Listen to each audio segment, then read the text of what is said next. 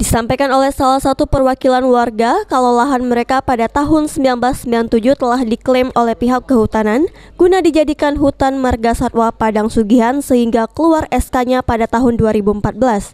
Usaha lahan tersebut telah diusahakan masyarakat sejak tahun 1965 dan ada surat SPH dari tahun 1980 sampai 1985 seluas 14.013 hektar.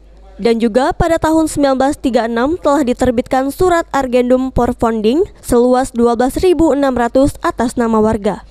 Tapi sejak tahun 1997 warga tidak bisa menguasai lahan tersebut karena diklaim oleh pihak kehutanan sebagai hutan marga satwa Padang Sugihan, sehingga warga pun merasa dirugikan.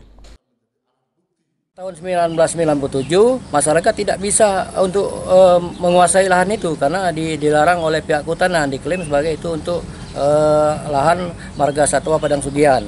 Nah, jadi kami selaku masyarakat sangat dirugikan itu karena hak-hak kami itu tidak dapat kami kuasai untuk jadi lahan pertanian. Atas permintaan dari warga tersebut, pihak perwakilan tim Nawacita akan meneruskan ke Kementerian Sekretariat Negara guna menindaklanjuti ke kementerian-kementerian lainnya.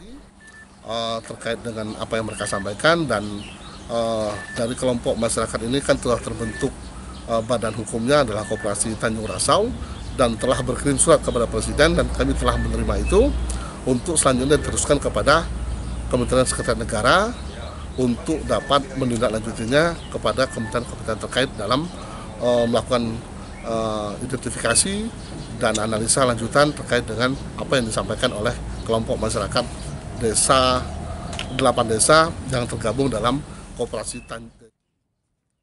Firman Hidayat, PAL TV.